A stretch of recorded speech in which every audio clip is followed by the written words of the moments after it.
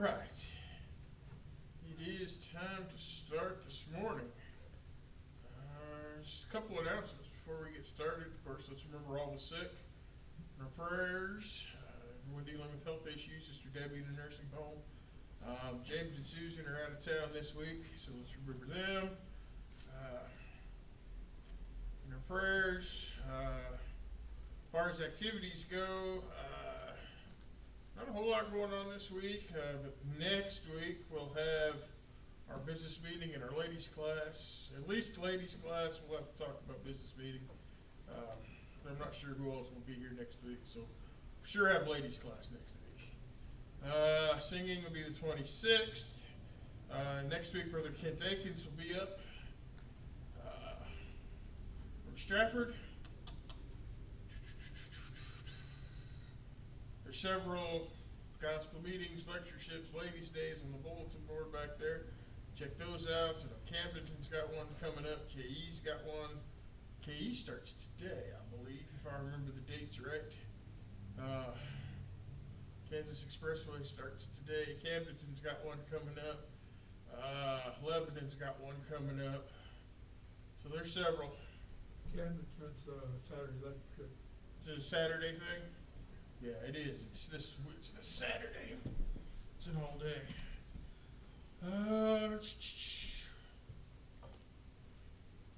We'll make mention of it just so we kind of, where it doesn't directly affect us, but it is brothers and sisters.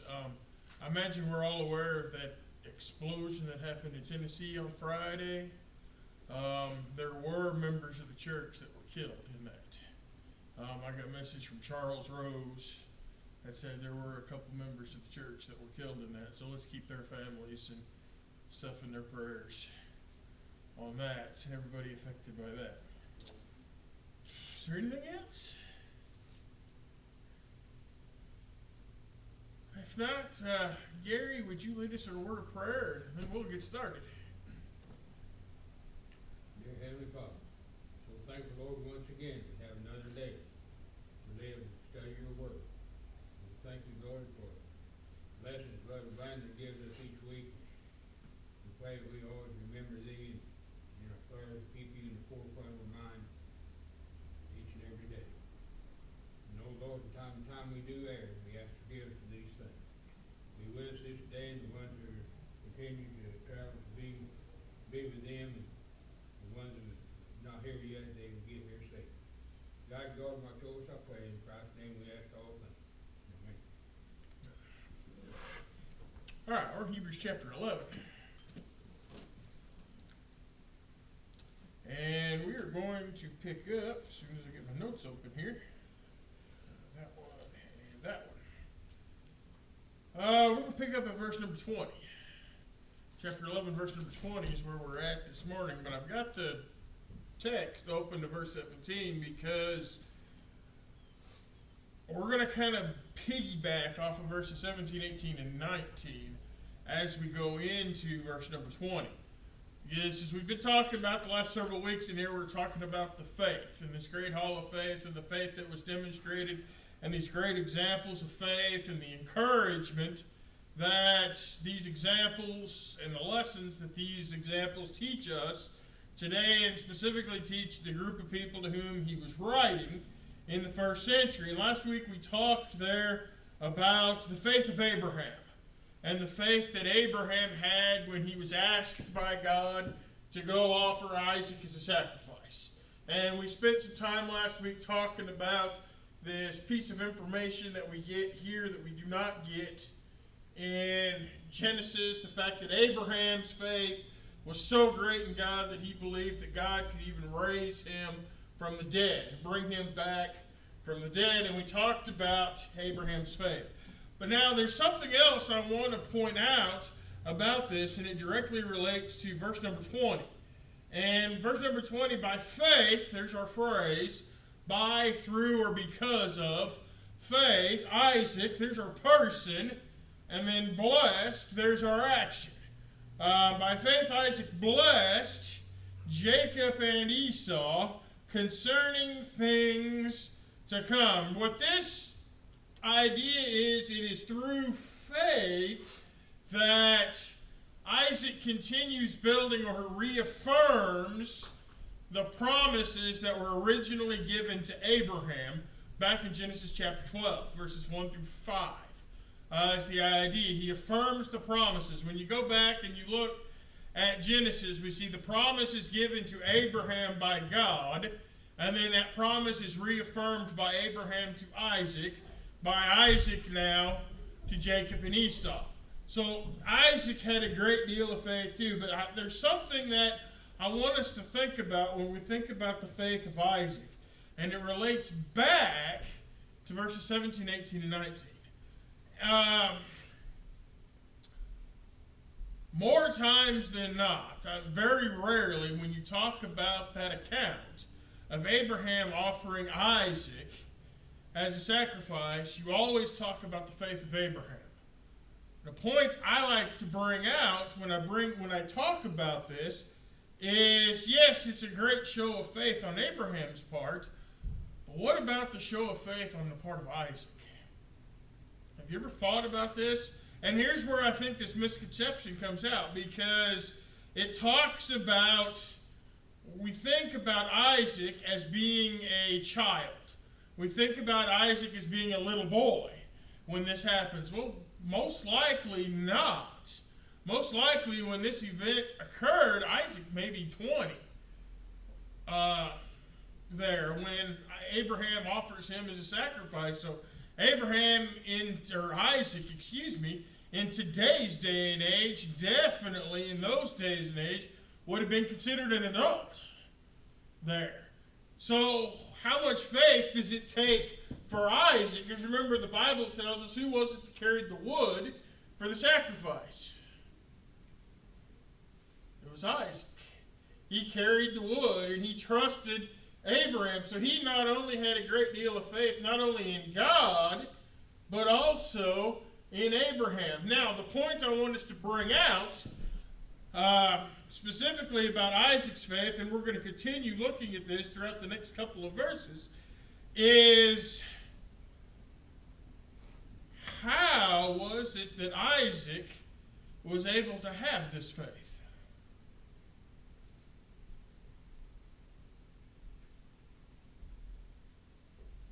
It tells us something else about Abraham.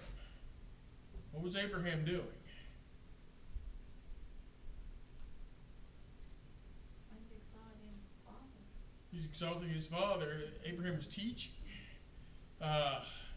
Abraham was teaching and molding the next generation, building them up and educating them, and that's something that we, even today, we need to be doing. When you go over and you look at the book of Judges, Judges chapter 2 and verse 10, there arose up a generation which knew not the Lord, nor the things that he had done for Israel. That tells us that Israel had failed to do what to the next generation? They failed to teach. They had failed to educate. And here is a great example about this, and I believe that it is, some people might not agree with me on this, but I'm going to say it anyway. I believe this is one of the problems that we see in the church today. Whose responsibility is it to educate and to teach the next generation? It's mom and dad's responsibility. That's mom and dad's job. There has to be more biblical education than just a couple hours a week when the saints assemble. I'm sorry, that's the way it goes. There has to be more when it comes to raising our children, because we are told to raise our children. Bring your children up in the nurture and admonition of what? Of the Lord. That falls on the parent's responsibility. It is not the elder's job to educate your kids in the Lord. Yeah, Bill? If that generation you're talking about, the parents have not been taught right by the generation in front of them, that's where the start comes in. That's where it starts. It Because- starts at home. Yeah, but it doesn't start, you know, it's a generation that's completely forgotten. It's two generations back that keeps the one in between. It's every generation's responsibility to teach the next, and it's got to keep on keeping on. And it's not something that happens overnight. It's something that happens over a period of time. But we've got to continue to grow and continue to teach. And here Abraham stands as an example of that. But not only does Abraham stand as an example of that, we look at the next couple of verses. Isaac, we can very clearly see throughout the Genesis account. Now, compared to the other patriarchs, there's not much mentioned about Isaac, but there is enough mentioned about Isaac. Isaac did what to Jacob and Esau? Isaac was teaching Jacob and Esau. Verse 20 even bears that out. He blessed Jacob and Esau, reaffirming the promise, telling them of the promise, educating them of things to come. We move into the next verse. Verse number 21. By faith, Jacob, when he was dying, blessed each of the sons of Joseph and worshiped, leaning on the top of our staff. There's the same thing. Yet again, we see Jacob doing something. Now, the action here is very similar to what we see Isaac doing. It's not dying, that's just when this happened. The action again here is blessed. And it goes back to the same idea of teaching and carrying on that promise and bringing out the idea of here's the promises that were given. And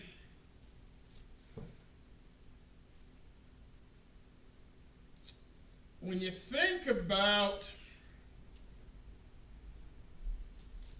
everything that happened,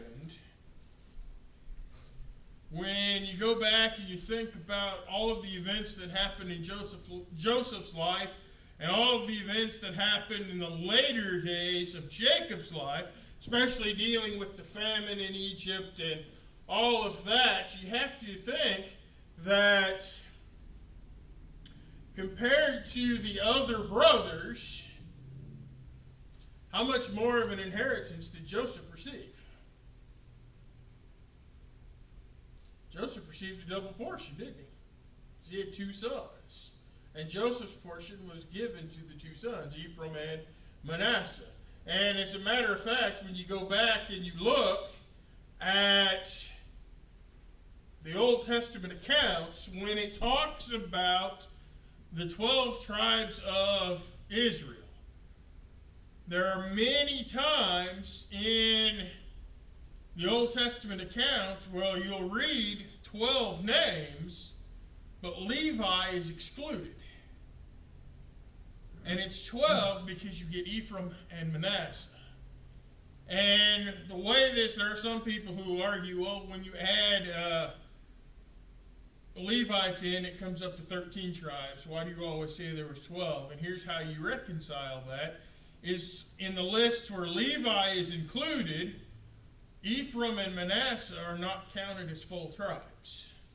They're only counted as a half tribe each of the tribe of Joseph, technically, is how they're counted. And that's how you reconcile 12 tribes of Egypt, or 12 tribes of Egypt, 12 tribes of Israel across the Old Testament. So by faith, here we see Isaac teaching Jacob and Esau. Jacob teaching not only the sons of Joseph here specifically mentioned, but did not Jacob have an influence upon all of the 12 patriarchs? Yeah, he did, because when you go back and look at even the incident of, or the account of Joseph being sold into slavery, was there not at least one of those brothers who realized that this was wrong and they weren't supposed to be doing this? Yeah, Reuben was very much did not want to do this. And he was actually started kind of making provisions and made a plan to make sure Joseph got back to Jacob. Benjamin wasn't alive yet at that point. But this is what we see going on. So we see Jacob teaching and blessing, Jacob passing this on. We see Joseph now in verse number 22. By faith, Joseph, when he was dying, made mention of the departure of the children of Israel and gave instructions concerning his bones. So now we've talked about the faith of Abraham, the faith of Isaac, the faith of Jacob, and now we get down to Joseph. And Joseph is a little bit different compared to the others, because Joseph will actually not live to see the fulfillment of his faith and the fulfillment of his action completed. But rather, Joseph, he tells and leaves very specific instructions to the children of Israel that when you leave Egypt, what were they supposed to do? Take his bones. You take my bones back. You take my bones back to Canaan. Now, it's implied, again, we can't know for sure, but it is implied that not only did Joseph leave instructions for Joseph's bones to be carried back to Canaan, but Jacob's bones were carried back and buried to Canaan. And as were Reuben's and Simeon's and Levi's and Naphtali's and Dan's, all of the family, all of the brothers' bones, they were all carried back and buried in the cave at Machpelah in Canaan, in the Promised Land. It's implied. It's not specifically stated. We can't say 100% for sure that they were, but it is heavily implied that all of their bones were taken back along with Joseph's, along with Ephraim's, along with Manasseh's, the patriarchs there that we see. They were all carried back to the Promised Land. Now, the faith that we see demonstrated here is Joseph's going to die. How long is it before Moses comes and tells Pharaoh to let my people go? You remember? 400 years. What? About the 400 years. It's about 400 years. It's about 400 years passed from the death of Joseph till we see Moses come back to Egypt and bring Israel out of Egypt. That's about 400 years. So that's a great faith that Joseph here, he demonstrates and he remembers. Now this is what shows that they were teaching. Because in order for Joseph to give them instructions, he had to remember the promise that God originally gave Abraham, didn't he? That I'm going to give you this promised land, and your seed is going to number of the stars of the heaven and the sands of the seashore, and all your inhabitants are going to dwell in this land. Joseph would have had to have known that promise, and he would have had to have been taught that by his parents. So definitely some things to keep in mind when we think about the faith there of Joseph. And that's just one little snippet. Can you not go look at many of the events that occurred in the life of Joseph and see his faith? Yeah. You can see Joseph's faith through a lot of his events and the things that happened in his life. Verse number 23. Now we're going to have a little bit of a time jump here. By faith, Moses, when he was born, was hidden 3 months by his parents because they saw he was a beautiful child and they were not afraid of the king's command. Now, this verse is a little bit deceiving because is verse 23 actually talking about the faith of Moses? or is it talking about the faith of somebody else? I think we always look at it and we automatically think, well, it says Moses. But I have a question. Do you have faith when you're born? No. How old was Moses when he was hidden on that river? Remember? It's about 3 months. He's about 3 months, 3 or 4 months old, scriptures tell us. Do you have faith when you're that young? You don't have faith when you're that young. Because you don't have the concept to understand what faith is. So the beginning part of this, the hiding of Moses, that cannot be talking about Moses' faith. But likely, whose faith is he referring to? I argue his mother. I argue the faith of his mother.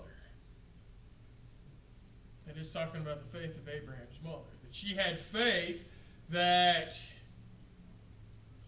God could protect Moses. Did God find a way to protect Moses?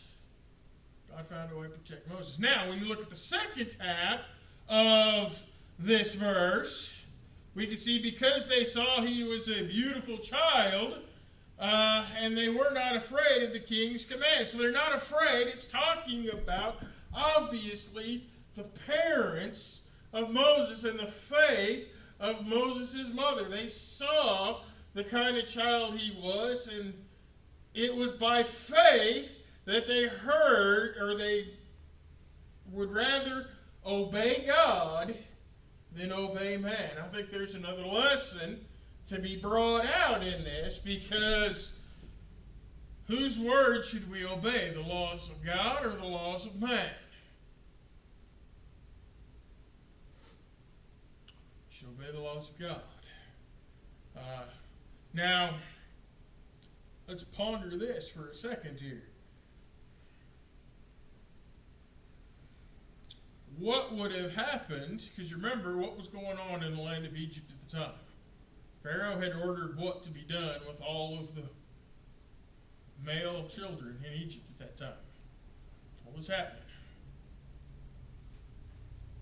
Politically correct term would be population control. If you want to be PC about it, population control. But it was really a genocide. It was an extermination, is what it was. He told the midwives to do it. Yeah, he told the midwives to do it, and they weren't doing it. And of course, you remember the midwives, they'd go out, and, well, those Hebrew women, they give birth faster before we even get out there. And they go right back to work. But that's what was going on. Now, potentially, what could have happened to Moses' parents if they'd have found out that they had kept Moses alive and not killed him per Pharaoh's orders? They could have been killed. So I think we need to be careful, because it does lay the framework for what we're going to see in the next couple of verses.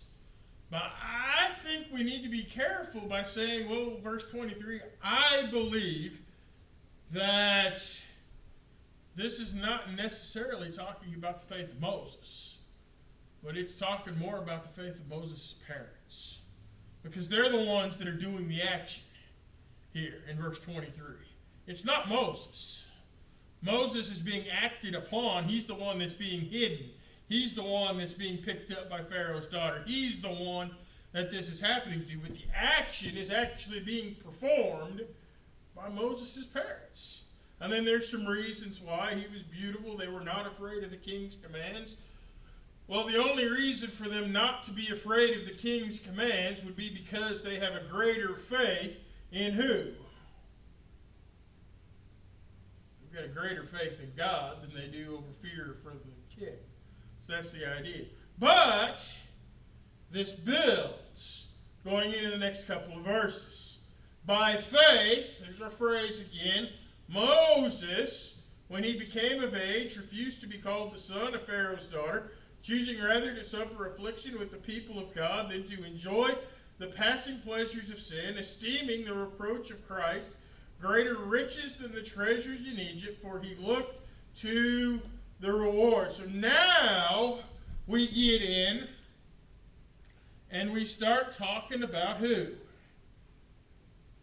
Now we're actually talking about Moses and the faith of Moses. And again, we've got to go back. We've got to know a little bit about Hebrew history when we think about this, because Moses was raised in the house of Pharaoh, raised as the son of Pharaoh's daughter. But yet, during the early portion of his life, who actually took care of him? His mother. Now, the fact that Moses, when he came of age, and coming of age in that day and age usually occurred, could even occur as late as 20 years old. This idea of coming of age. There are some biblical scholars that estimate that the weaning process didn't occur until sometimes you were 5 or 6 years old. The weaning process occurred. So for at least the first 10 or 15 years of Moses' life, he was raised and cared for by his mother. Now, for this faith to exist, what was his mother doing? His mother was teaching. His mother was teaching him. So we see the faith of Moses' parents, and I think a lot of times we forget that too. The faith of Moses' parents to do this. And by faith, Moses, when he became of age, he refused. Now here is, again, where we got to have to kind of understand some of the Hebrew history. Moses lived as the son of Pharaoh's daughter for how long? He came of age. He lived as the son of Pharaoh's daughter for 40 years. Now, during that 40 years, not only was he taught the ways of Israel, but he would have been educated, because remember, legally, Moses is the daughter of Pharaoh. Moses was in line to become what?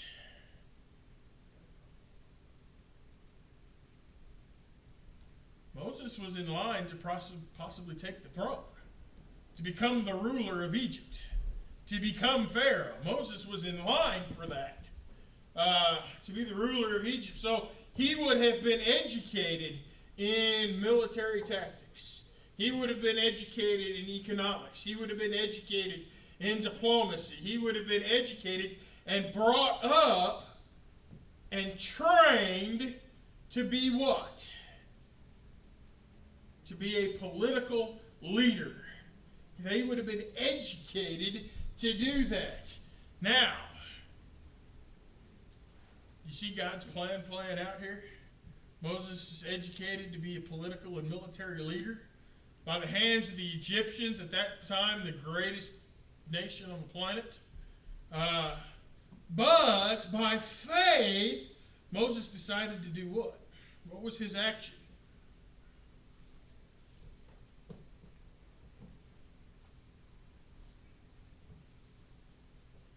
I'm not going to be called Pharaoh's daughter, Pharaoh's son, the son of Pharaoh's daughter. I'm not going to be called that, and I'm going to choose what?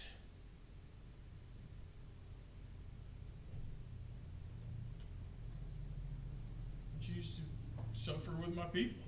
Suffer with my people. I'm going to suffer right along with them. And instead of being called Pharaoh's grandson,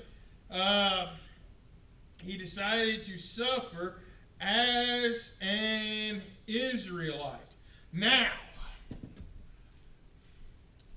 there are a lot of people today that I think would look at Moses and his decision and say, Moses, you're crazy. Because what has Moses just given up?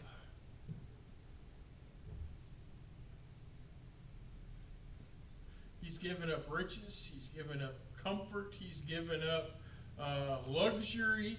He's given up a shot at the throne. He's given up power. Think about everything Moses has just given up in order to suffer persecution, in order to suffer affliction, in order to suffer trials. Now, I think there's a great lesson in this because it very much parallels to living the life of a Christian. Moses looked for rewards, right? He looked for treasures, right? But the treasures that Moses looked for were where?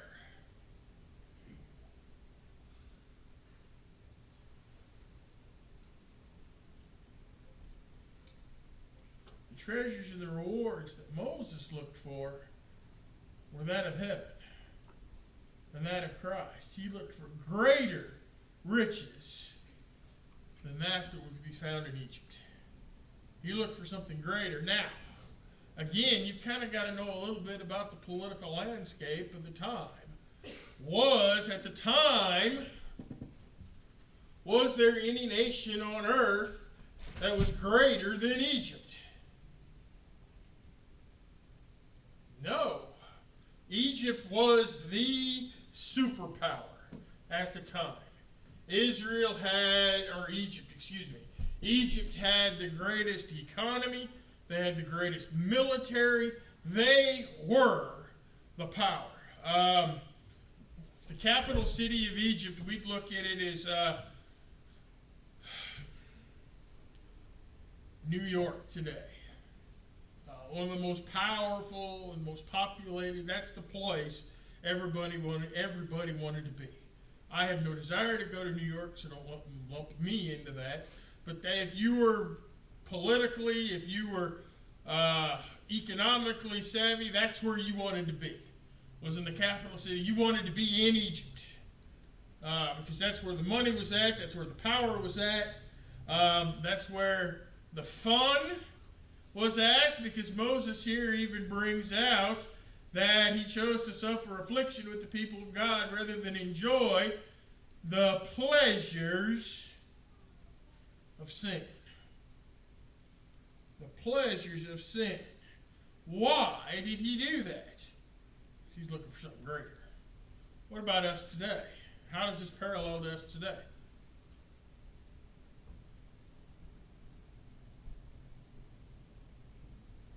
Should we as Christians be looking for those greater rewards?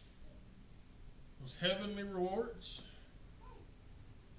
That's what we as Christians should be striving for. That's what we should be holding on to. That's the goal. That's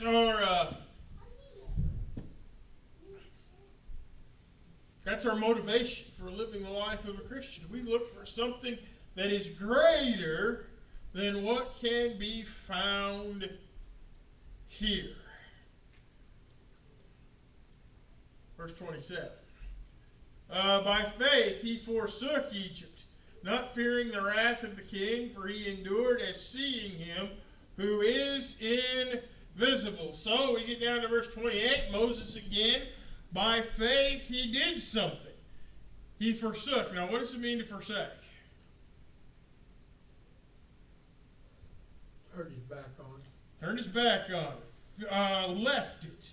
Abandoned it is the idea behind this. He forsook Egypt. There, Brother Max Patterson in his commentary says he fled Egypt. Why did he flee Egypt? Why did he have to forsake Egypt? He was in trouble. He was a murderer. He killed an Egyptian. He was going to be killed himself. He was in trouble. So he killed that Egyptian. He feared for his life, but he was not afraid of Pharaoh, so he forsook Egypt. Why? Because his faith and his trust was where?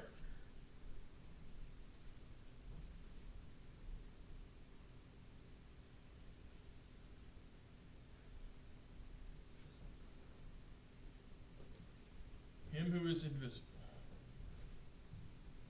The faith of Moses was with him who is invisible. So we have 40 years of Moses being trained in economics, 40 years of Moses being trained as a military leader and being a leader for a nation of people. He kills an Egyptian. He flees Egypt, and he ends up out in the wilderness. And there he dwells for 40 years, training to be able to do what?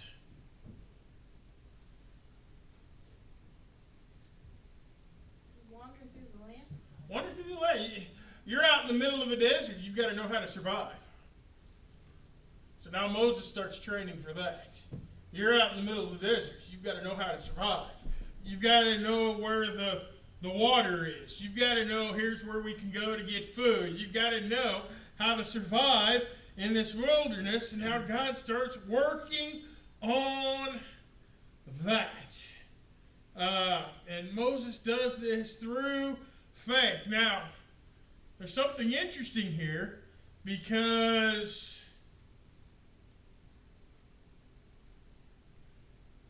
we've got that word right there.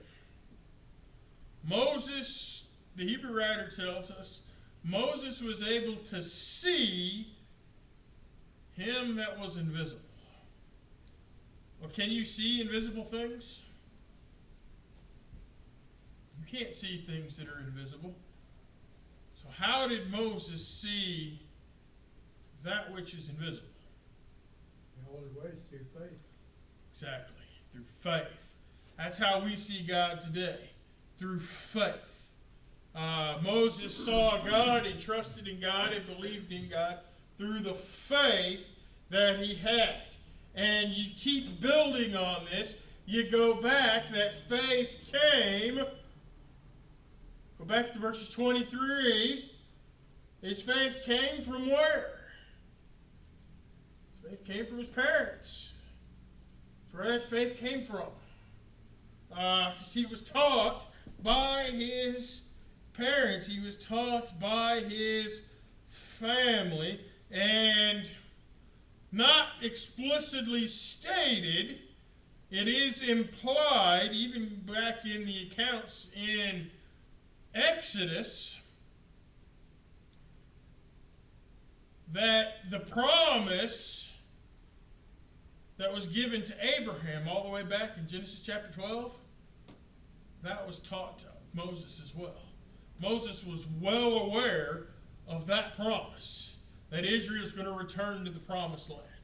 That's where we're going to be. Moses was also well aware, and we see this just before the Exodus, as he orders the Israelites to go and collect what? Go and collect Joseph's bones. Go and collect Jacob's bones. Prepare them to move, because we're going back home. That's the idea. So Moses has great faith. Now, verse 28. 28 29 really both go together. By faith, her word again, he being a reference back to Moses, kept the Passover and the sprinkling of blood, lest he who destroyed the firstborn should touch them. Obviously, an allusion going back to where?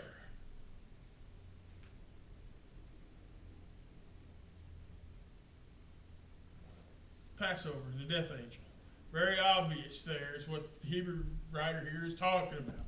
He kept the Passover. He did what God told him to do. And his faith is what cost him. God said, Israel, do this. You go get this lamb, you pin it up by itself. I don't remember all the specifics. We're not going to go back and look at it for time's sake. You kill it on this day. You sprinkle its blood here, here, and there. You cook it here. You make sure you go through all of this. Moses, why are you doing that? Because God told me to. And because that I have faith that if I don't do this, what's going to happen?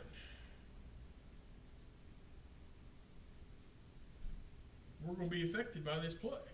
The firstborn's going to die. Moses had faith in that, and Moses trusted in that today. So by faith, he kept the Passover. Now again, there's parallels here to the life of a Christian, because we're told in order to be protected, what do we need to do? Hear the gospel, believe upon it, confess, repent, and be baptized. Come into contact with blood. That is how we're protected. How do we do that? So then faith cometh by hearing, and hearing by the word of God. Got to build our faith up. Verse 29. We continue on. By faith, they. Now this is another thing that I think we need to keep in mind. I think a lot of times when we read 29, we kind of pass by it, we gloss over it. Moses is included in the group of verse 29, but who's the person that's acting upon their faith in verse 29?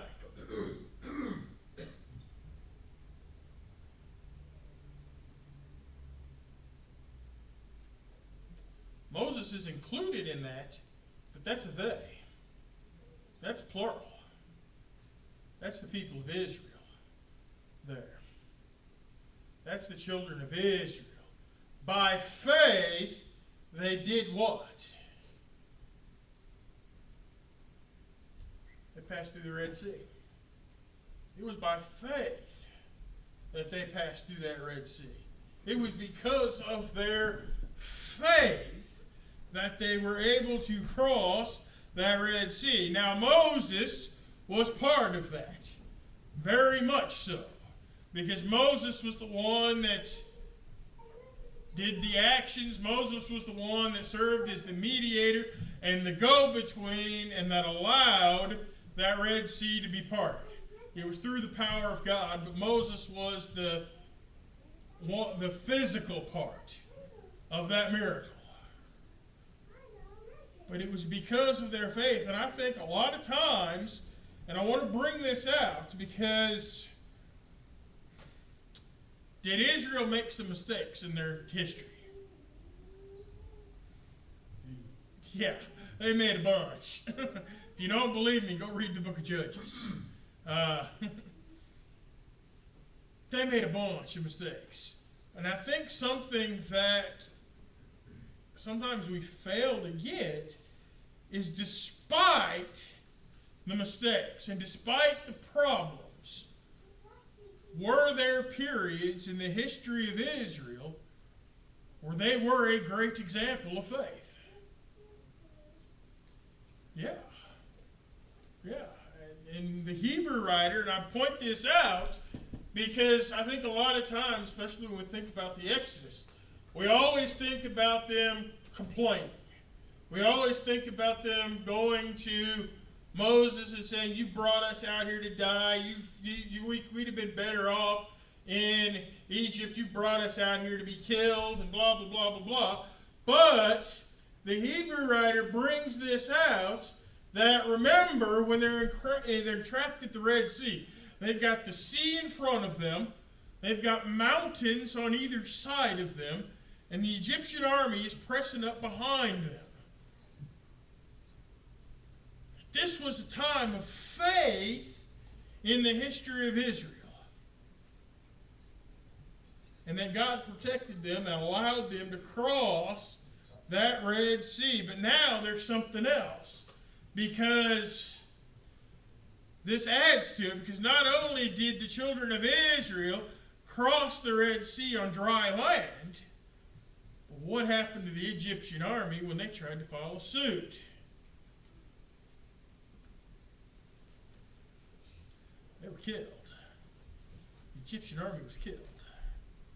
They were all slaughtered. And I think that we need to be a little bit more careful, because there were periods of time in the history of Israel that they had a great faith.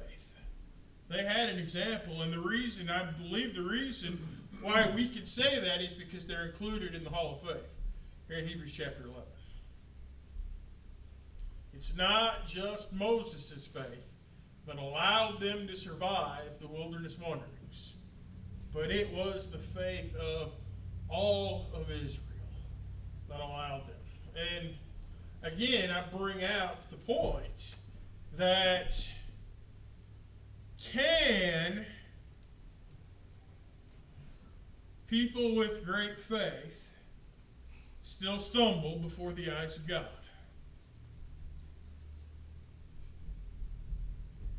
The answer is yes.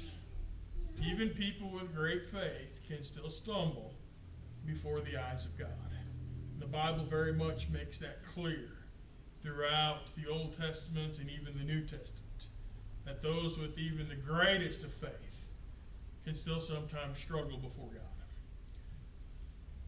Any comments, questions, concerns? All right. Appreciate your attention, your participation. We will take a short break, and then we'll enter into worship here in just a few minutes. Thank you.